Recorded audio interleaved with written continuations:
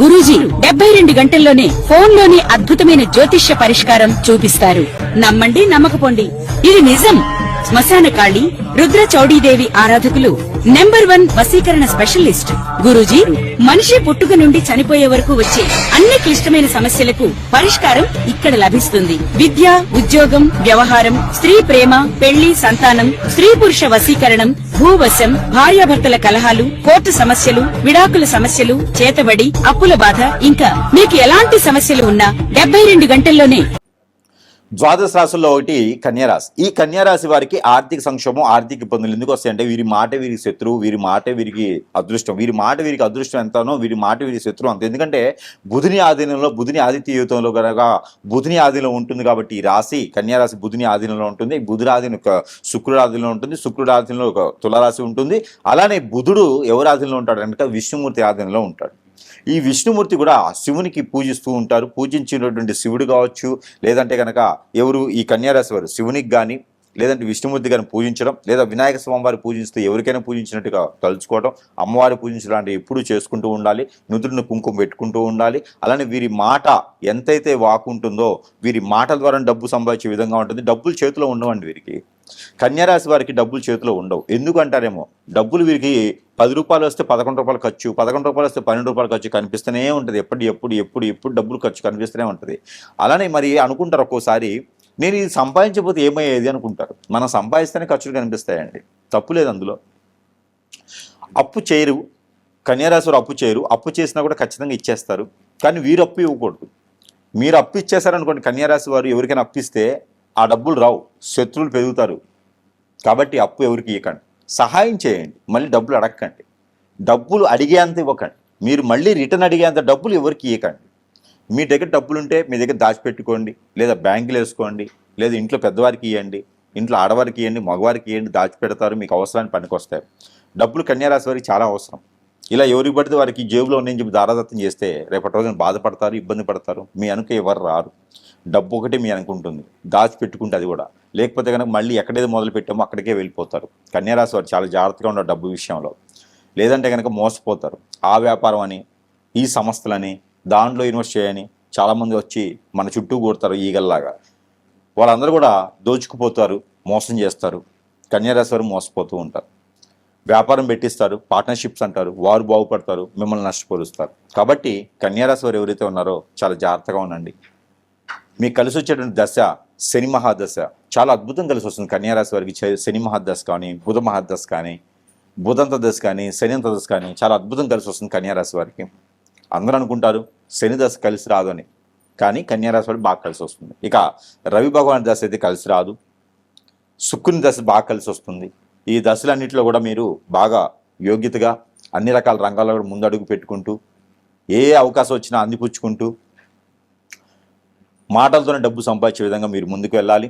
అదే రకంగా మీరు చూసుకున్నట్టయితే బాగుంటుంది. ఇంకా కూడా మీ మీద చెడు వ్యసనంతో కానీ, రందితో కానీ, కుళ్ళుతో కానీ, కుతంత్రంతో కానీ మీ మీద చేయించిన చెడు క్రియలు ఉంటాయి. హిప్నటిజం, బ్లాక్ మ్యాజిక్, వశీకరణ, బాగల్ముఖి, భానుమతి లాంటి, మందు పెట్టడం లాంటి, అష్టదిబ్బంది లాంటివి చేసేసి మీకు ముందుకు వెళ్లకుండా చేసేటువంటి శక్తులు మీ చుట్టూతూనే ఉంటుంటారు. వారితో జాగ్రత్తగా ఉండాలి. మీరు ఎంత సంపాదిస్తున్నారు, ఏ రూట్ సంపాదిస్తున్నారు, ఏ రకంగా సంపాదిస్తున్నారు, దానికి ఒక మిగిలేది ఎంత, తగిలేది ఎంత, సొంతిల్లు ఉందా లేదు, ఇవన్నీ విషయాలు ఎవరికి చెప్పకండి. అలాంటి షేర్ చేయడం ద్వారా కూడా మీరు ఇబ్బంది పడుతూ ఉంటారు. కాబట్టి అలాంటి ఏం పెట్టుకోవద్దు. ఇక మీకు ఆరోగ్య సమస్యలు వచ్చినా కూడా మీకు నష్టపోతుంటారు. వేరే వారి ఆరోగ్యం బాలేదని చెప్పి డబ్బులన్నీ కాజేస్తూ ఉంటారు. మీరు ఎంతవరకు జాగ్రత్తగా ఉండాలో అంతవరకు జాగ్రత్తగా ఉంటే మాత్రమే మీకు అన్ని రకాల రంగాల నుంచి ముందుకు వెళ్ళగలుగుతారు. ఇక మీకు పరిహారం వచ్చేసి ఇక నవగ్రహాలకి నవధాన్యాలు దానం చేసుకోవాలి. ఇక మీకు పంచామృత అభిషేకము దక్షిణామూర్తి కానీ శివుని భగవాన్ దగ్గర చేసుకోవాలి. విష్ణుమూర్తి దగ్గర పులిహోర నైవేద్యం పెట్టుకోవాలి. ఇక మీరు ఇక గురిగింజలు ఒక 11 తీసుకొని, ఏ కలర్లో ఉన్న గురిగింజలైనా సరే 11 తీసుకొని, దాంట్లో ఒక జాజికాయ వేసి, దాంట్లో కొంచెం సఫ్రాన్ కుంకుమ పువ్వు వేసి, ఈ 3 కూడా మిశ్రమాన్ని మనం ఒక లాక్ కవర్లో పెట్టుకొని, పొట్లం కట్టుకొని, పాకెట్లో కానీ హ్యాండ్ బ్యాగ్లో కానీ పెట్టుకున్నట్టయితే కనుక ఖచ్చితంగా మీకు ఈ సంక్షోభం నుంచి బయటపడతారు. ఎప్పుడైనా ఒకసారి శని భగవానికి కానీ లేదంటే శివ భగవానుడికి కానీ 5 నారికేళములు సమర్పించండి. సమర్పించిన నారికేళములు మళ్ళీ కూడా తిరిగి తీసుకోవద్దు. ఇలాగ చేసినట్టయితే ఆర్థిక సంక్షోభం నుంచి బయటపడతారు. ఎవరికి కూడా మీ చేతి నుంచి డబ్బులు ఇస్తే మళ్ళీ తిరిగి రావు, కాబట్టి జాగ్రత్తగా ఇచ్చుకోండి.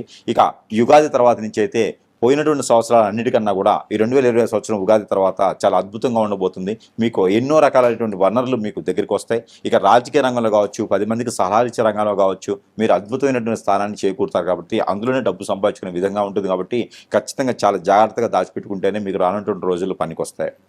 మీరు ఇంట్లో ఏదైనా ఇబ్బంది పడుతూ వాస్తు ప్రకారంగా బాలేదు, ఇంట్లో నక్షత్ర ప్రకారం బాలేదు, ఎవరు చేతబడి చేయించినారు, ఏ పని చేసినా ముందుకు వెళ్ళట్లేదు, అష్టదిబ్బందిగా ఉంది, ఇంట్లో అంత కీచులాడుకుంటున్నారు, పిల్లలకి ఎదుగుదల ఉండట్లేదు, ఏదో నరదిష్టి నరగోష్ఠ తగులుతుంది, ఎంత సంపాదించిన ఇంట్లో ఉండట్లేదు, దాంతోపాటు ఈ పిల్లలు చదువుకున్నది మర్చిపోతున్నారు, ఇంట్లో ఏదో నెగిటివిటీ కనిపిస్తూ ఉంది, బరకత ఉండట్లేదు, డబ్బులు ఉండట్లేదు అనుకుంటున్నారా? మీరందరికీ కూడా నా దగ్గర కొన్ని వస్తువులు మంత్రోచ్చారణ చేసి ఉంటాయి.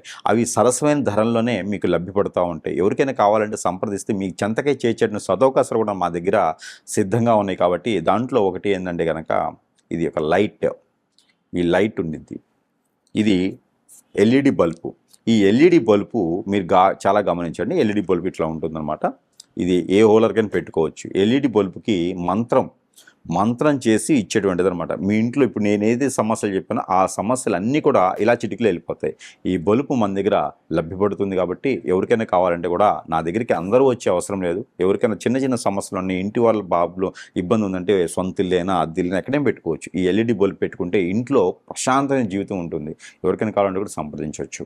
దాంతోపాటు ఎవరికైనా ఆరోగ్యం బాగుండట్లేదా, ఎవరికైనా బ్లడ్ సర్క్యులేషన్ అవ్వట్లేదా, ఎవరికైనా ఆస్తమా ఉందా, లేదా బ్లాక్ పెయిన్ ఉందా, లేదంటే నరదిష్టి నరకోశ ఎక్కువ ఉందా, వ్యాపార సమస్యలు బాగాలేదా, స్ట్రెస్ ఫీల్ అవుతున్నారా, ఏ పని చేసినా ముందుకు వెళ్ళట్లేదా, అయితే ఇది ఒక బౌల్ అనమాట.